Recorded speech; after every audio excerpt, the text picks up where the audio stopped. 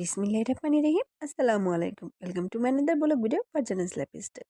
আজকে আমি very easy আর tasty একটি সস রেসিপি শেয়ার করব। এটা শর্মা, বার্গার কিংবা যে কোনো স্ন্যাক্সের সাথে খেতে পারবেন। আর এটা মেক করা তো খুব ইজি। এই সসটা একজন এক একভাবে মেক করেছে। কেউ কাঁচা ডিম দিয়ে, কেউ সেদ্ধ ডিম দিয়ে, কেউ ডিম পোচ করে, কেউ পানি পোচ করে। বাট আমি দেখাবো একটু ডিফারেন্টভাবে। এইসবভাবেই এই সসের রেসিপিটা করেছি, বাট আমি যেটা করেছি এটা খেতে একটু ডিফারেন্ট, প্লাস টেস্টটা একটু অন্যরকম। আমি ডিম দিয়েই করব, বাট আমি এই ডিমটা হাফ বয়েল করে নিব। আমি এখানে দুটো হাফ বয়েল ডিম নিয়েছি।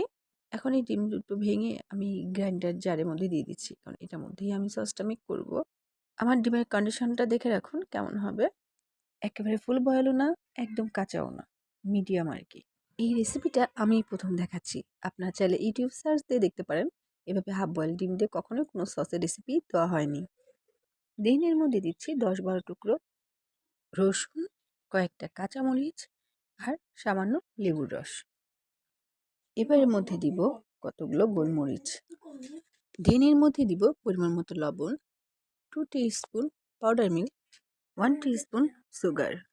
দেন এর মধ্যে দিচ্ছি 2 tablespoon cooking oil, 1 tablespoon tomato sauce. এবার সব কিছুকে একসাথে ভালোভাবে ব্লেন্ড করলেই সস রেডি। এই হচ্ছে আমার সসের লুকটা। সসটা এরকম গ্রেভি হবে, একদম পাতলাও না, একদম ঘনও না। আমি সার্ভ করে দেখাচ্ছি এটার দেখতে কতটা গর্জিয়াস হয়েছে আর কতটা জুসি হয়েছে। আলহামদুলিল্লাহ, আমার সসটা একদম পারফেক্ট হয়েছে।